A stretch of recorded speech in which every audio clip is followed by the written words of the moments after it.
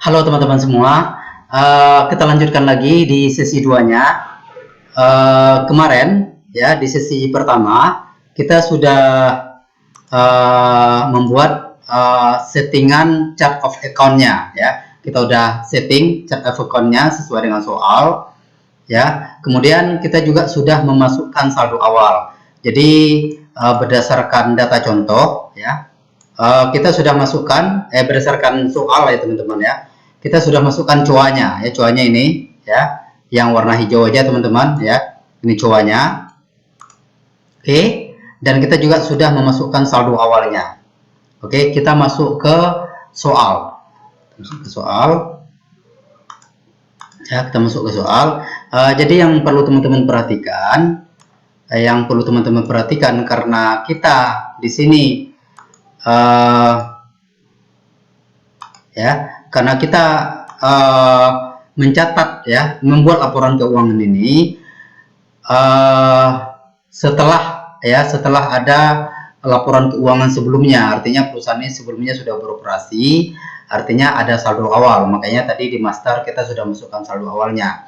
Jadi di contoh ini bisa kita lihat saldo awal tadi per tanggal 1 April 2015. Jadi transaksi yang akan kita catat adalah di bulan April 2015. Oke, kita lanjut. Kita masuk ke soal pertama, teman-teman ya. Seperti yang saya sampaikan, kita di sini hanya bekerja di jurnal umum, teman-teman ya. Tujuannya di sini supaya teman-teman paham bagaimana pencatatan transaksi jurnal ya, untuk perusahaan jasa ya di jurnal umum. Oke, kita masukkan soal pertama. Tanggal 1 ya, tanggal 1 bulan 4 ya, tanggal 1 bulan 4 2023. Oke, tanggal 1/04/2023, 2015. Oke, sesuai soal ya teman-teman ya. Membayar sewa praktik untuk bulan April sebesar 800.000. Jadi di sini yang perlu teman-teman pahami, karena di sini keterangannya disebut biaya sewa untuk bulan April saja, makanya kita mencatat langsung di beban ya. Oke, beban sewa,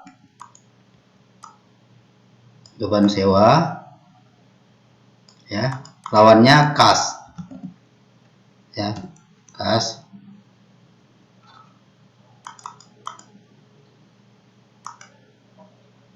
Oke, lawannya kas. Oke, nilainya 800.000. Oke, next, di tanggal 3 April ya, di tanggal 3 April, di tanggal 3-nya,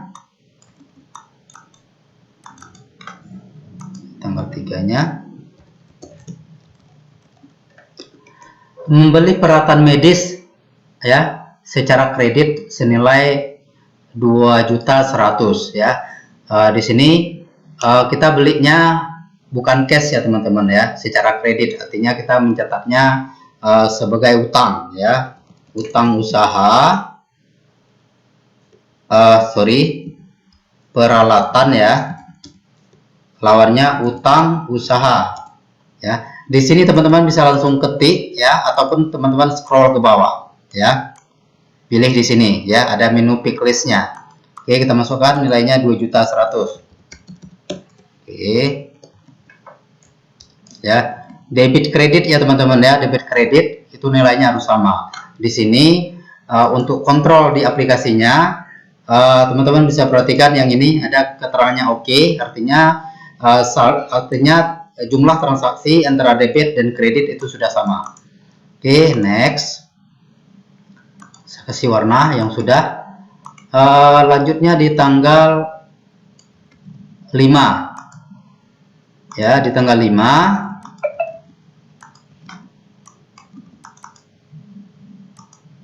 ya, tanggal 5 April, menerima kas hasil pelunasan piutang dari pasien ya, menerima kas hasil pelunasan piutang dari pasien.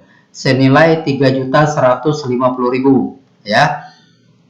Di sini berarti kas masuk, kemudian lawannya piutang usaha ya. Piutang kas masuk ya, piutang berkurang. Nilainya 3.150.000 ya. Sampai di sini teman-teman kita bisa lihat laporannya ya, supaya teman-teman ya bisa melihat betul tidak laporan ini sudah otomatis ya. Oke, teman-teman bisa perhatikan ini saldo awalnya, saldo awal kasnya, kemudian transaksinya ada membayar sewa 800.000, nilainya jadi 3.323.000. Kemudian kita menerima dari hasil pelunasan piutang pasien 3.150.000, kasnya jadinya 6.473.000. Kalau kita lihat piutang juga berkurang senilai 3.150.000. Oke, next.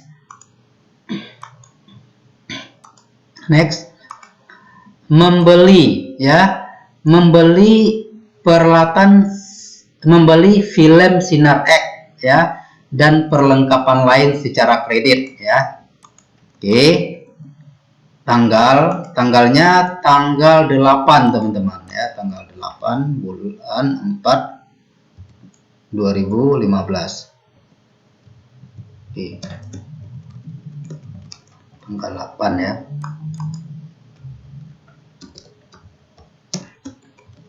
Oke, di sini jurnalnya teman-teman berarti perlengkapan ya, lawannya kas ya.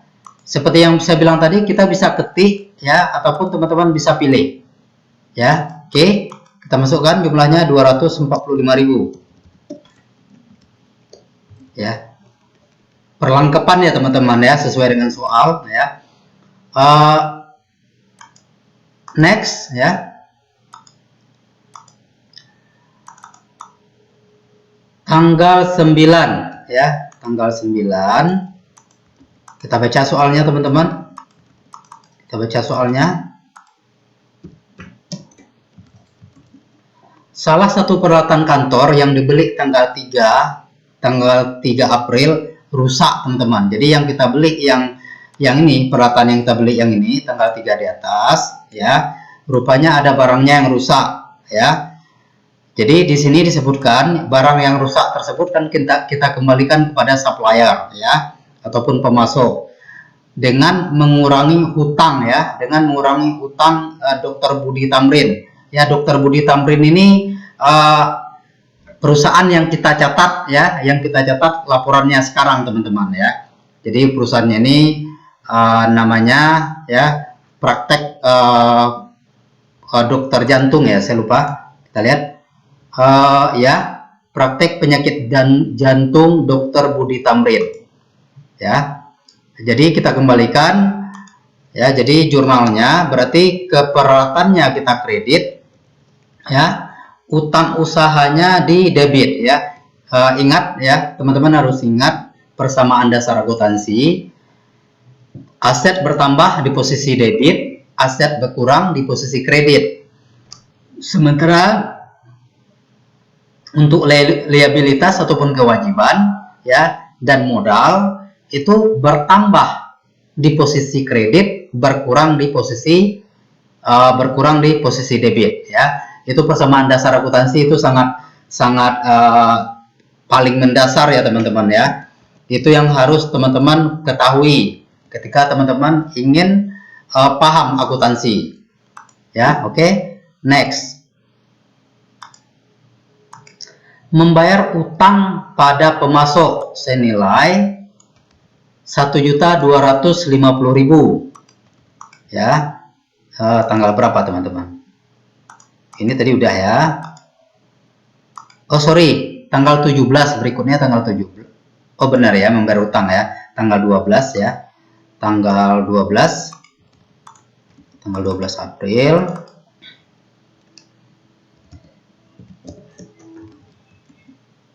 ya, tanggal 12 April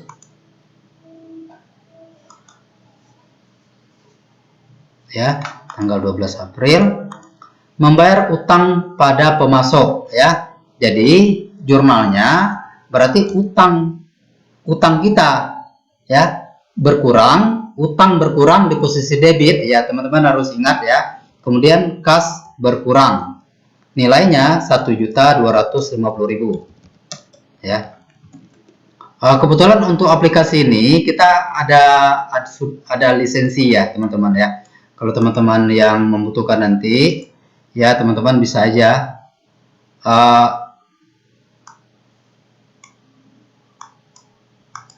intinya teman-teman perhatikan dulu ya soalnya ya, supaya teman-teman memahami akuntansinya dulu ya. Yang penting teman-teman bisa memahami akuntansi yang memahami cara pencatatan transaksi keuangannya. Oke. Karena untuk membuat laporan keuangan ya, yang paling penting itu basicnya adalah teman-teman memahami jurnal ya. Karena ketika jurnalnya teman-teman salah, semua report akan salah ya. Jadi artinya sia-sia teman-teman membuat ya, mencatat laporan keuangan kalau jurnalnya salah ya.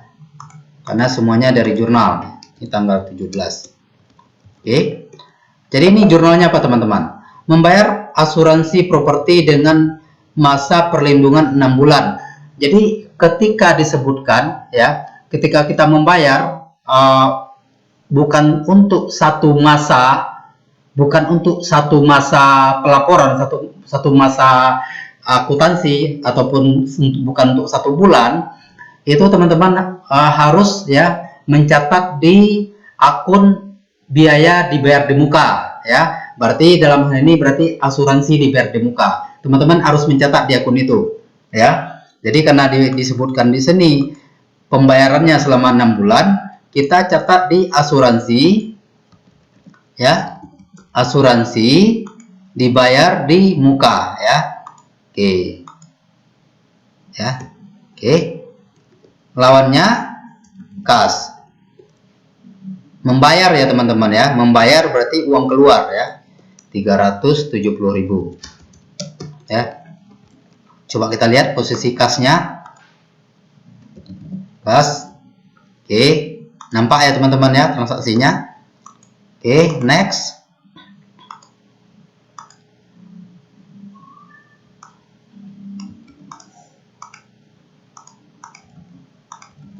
Ya, soal berikutnya menemukan bahwa saldo kas dan utang per 1 April kelebihan catat sebesar 200.000. Hal ini disebabkan pembayaran sebesar 200.000 pada salah satu kreditur di bulan Maret belum dicatat ya. Menjurnal pembayaran 200.000 tersebut pada tanggal 20 April ya. Artinya kita melakukan koreksi terhadap saldo kas dan utang teman-teman ya. Kenapa dikoreksi? Ternyata ada pembayaran utang dari pembayaran utang ya, ataupun kita ada bayar utang ke supplier, tapi itu belum tercatat ya. Teman-teman bisa perhatikan soalnya menemukan bahwa saldo kas dan utang ya kelebihan ya. Artinya kasnya kita debit ya, utangnya kita debit, lawannya kas ya. Nilainya berapa teman-teman? Nilainya 200.000 ya.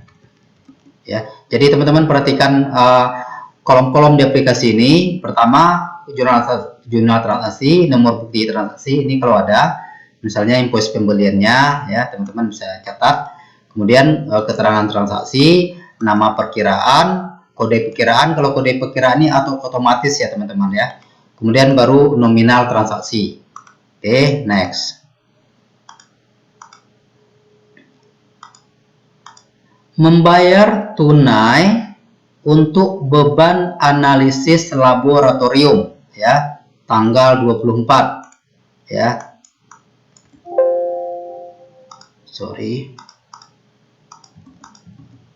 Tanggal 24 ya.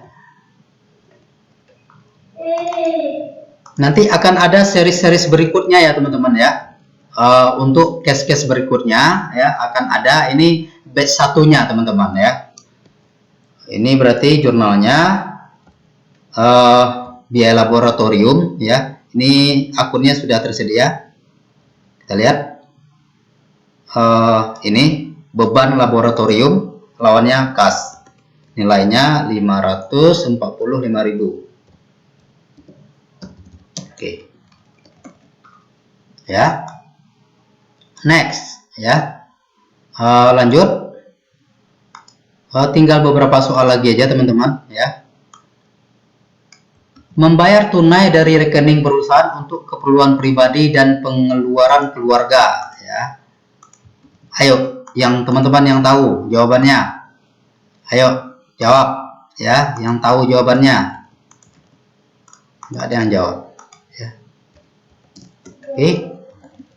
Membayar tunai dari rekening perusahaan untuk keperluan pribadi. Artinya teman-teman ya, artinya di sini private ya, private ya, ataupun pengambilan pribadi oleh pemegang saham, oleh pemilik perusahaan. Tapi ini hanya berlaku untuk perusahaan perorangan dan perusahaan yang berbadan hukum CV ya. Oke, kita masukkan private lawannya kas. Nilainya 1250. Oke.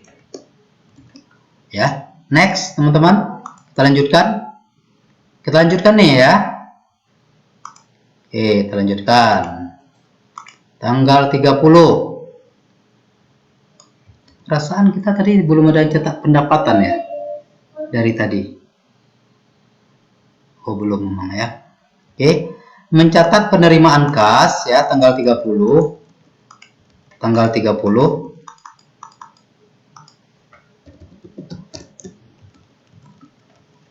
Mencatat penerimaan kas atas honor konsultasi pasien selama bulan April ya. Selama bulan April ya sebesar 1.250.000. 1.720.000 ya. Jurnalnya kas berarti pada pendapatan ya teman-teman ya. Di sini akunnya sesuai dengan ini namanya honor konsultasi teman-teman ya. Jumlahnya 1.720.000. Oke. Seperti ini. Mungkin teman-teman ada yang penasaran mau lihat lagi kasnya, bisa kita buka. Ya. Oke. Kita lihat. Nah, itu kasnya teman-teman bisa perhatikan ya. Keluar, masuk, saldonya 4.333.000. Oke, next. Ini udah. Membayar berbagai beban utility. Ya. Membayar berbagai beban utilitas ya. Listrik, air, dan telepon teman-teman ya. Jumlahnya 360.000. Beban utilitas lawannya kas ya. Nilainya berapa teman-teman? 360.000. Oke. Next ya.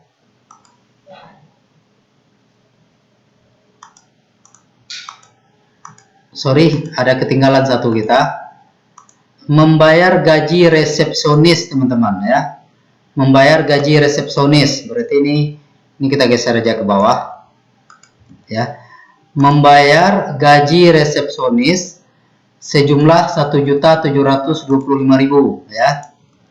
Gini ya teman-teman ya. Jadi di sini gaji, beban gaji lawannya kas, nilainya 1.725.000 rupiah.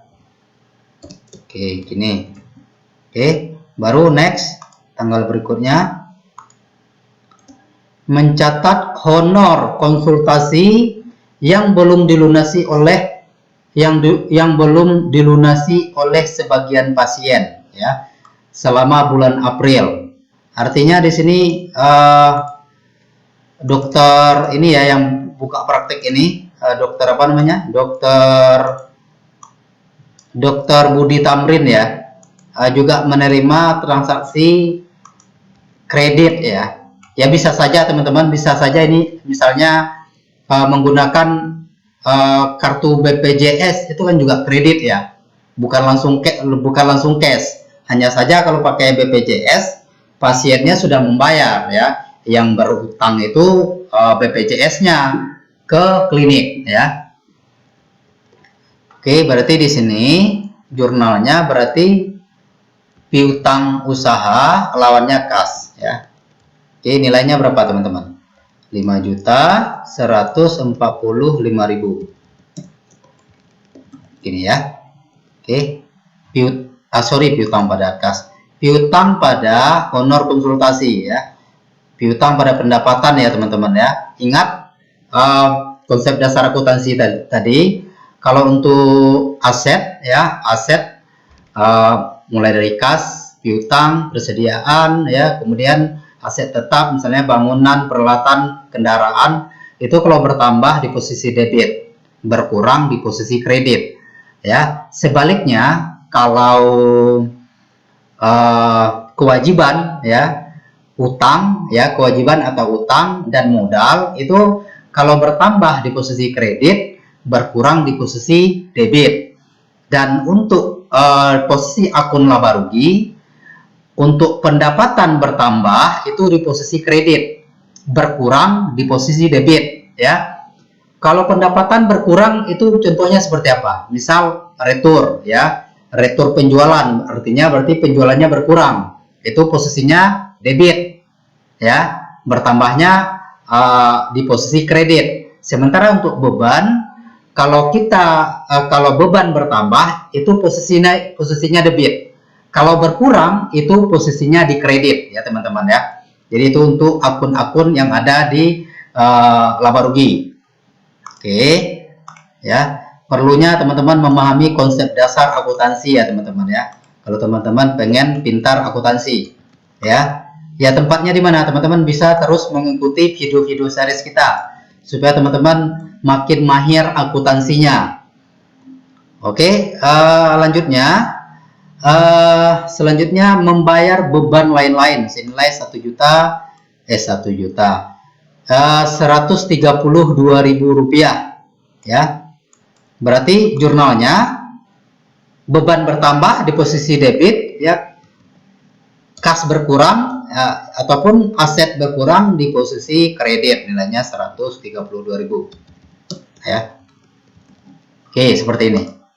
Oke, untuk soal sudah habis ya, untuk soalnya sudah habis. Jadi ini tadi ada beberapa soal, totalnya 15 soal ya.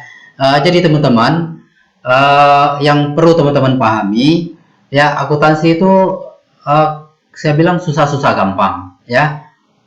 Susahnya mungkin untuk teman-teman yang masih awam ya, yang masih awam ya, mungkin yang belum memahami logika akuntansinya ya. Bagaimana memahami tentang prinsip dasar akuntansi tadi ya, misalnya prinsip dasar akuntansi tadi ya, ataupun persamaan dasar akuntansi ya.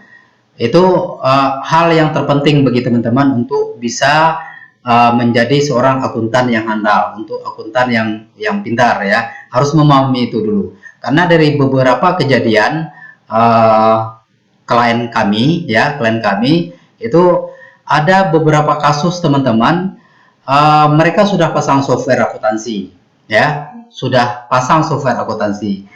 Dikarenakan tidak ada SDM di bidang akuntansi yang memadai, mereka sering salah dalam penempatan akun ya, sering salah dalam penempatan akun. Contoh misalnya akun beban ya, akun beban ini posnya ketika kita buat itu kan harus di induknya itu harus beban ya teman-teman ya. Sementara kalau akun kas ya, akun kas itu kan posisinya harus di aset lancar. Jadi ini sering terjadi di berbagai perusahaan ya, sering terjadi ya, karena tidak memiliki SDM di bidang akuntansi yang memadai. Di sini tujuan kami di sini ada untuk teman-teman adalah supaya teman-teman yang jurusan akuntansi bisa menjadi seorang akuntan yang handal, sehingga teman-teman bisa bersaing di dunia kerja seperti itu. Oke, sampai di sini kita coba lihat laporannya teman-teman ya. Kita coba cek laporannya. Ini namanya laporan buku besar ya, laporan buku besar. Kita coba lihat laporan buku besarnya. Berhenti deh. Oke, bisa kita lihat laporannya ya teman-teman. Kita lihat laporannya. Buku besarnya tampilannya seperti ini ya. Tinggal di sini kita pilih nama account yang mau kita tampilkan ya, seperti ini.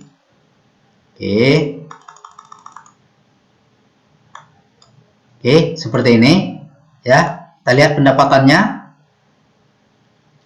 ya, pendapatannya tadi ya, honor konsultasi ya, ini pendapatannya ada 2 ya, seperti ini. Utangnya tadi kita lihat teman-teman, utangnya kalau diketik juga bisa, utang usaha seperti ini ya.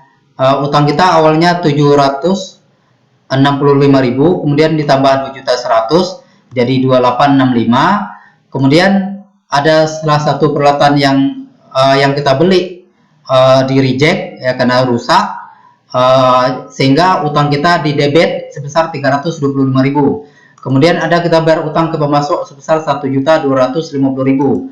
Kemudian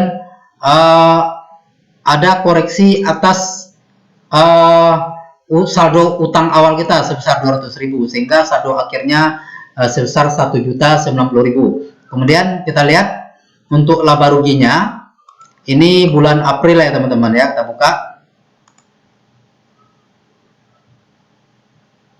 Sorry, sepertinya registernya kita belum buat ya. Sorry teman-teman ya. Ya. Oke, kita lihat laporannya teman-teman. Kita lihat laporannya, laporan laba ruginya ya. Tadi pendapatan 6.865.000. Di sini ada fitur untuk sortir ya, seperti ini. Sebentar, fitur sortirnya ini ada yang salah ini. Sebentar.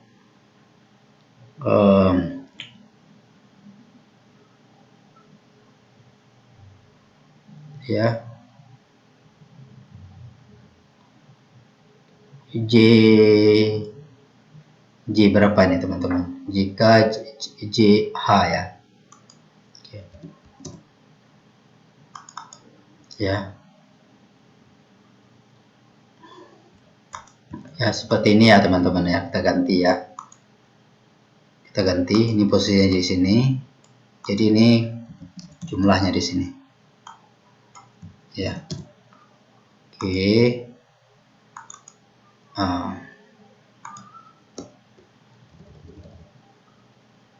Oke. Saya buat lagi rumusnya biar tombol ini untuk filter aja ya teman-teman ya. Ini untuk filter. Ya. Kita lihat ya, kita bisa sortir di sini teman-teman, seperti ini ya. Ini ya, seperti ini. Oke, seperti ini teman-teman ya. Teman-teman bisa perhatikan ya, laba rugi di bulan April ini transaksinya kan hanya di April ya. Kita bisa lihat laporan bulan Aprilnya. Oke, seperti ini ya. Jadi laba ruginya adalah 3.303.000. Kemudian laporan tahunannya sama ya, 3.303.000. Kenapa sama? Karena 2015 ya teman-teman ya. Kenapa sama? Karena ini transaksinya hanya 1 bulan.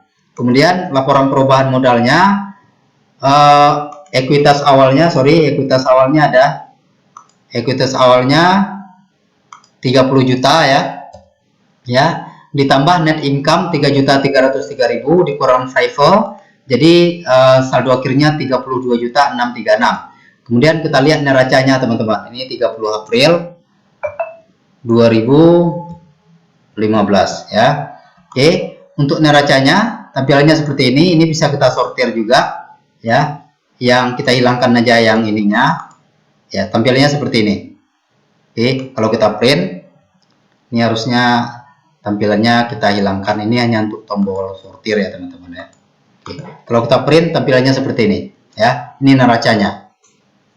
Oke, jadi transaksi yang kita catat di jurnal umum tadi teman-teman ya, itu otomatis laporannya akan terbentuk sendiri ya.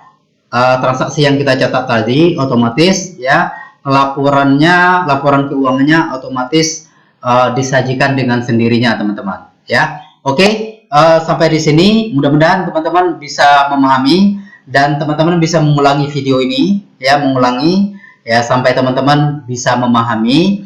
Dan kemudian jangan lupa nanti ikutin terus kita ya, TikTok kita ya,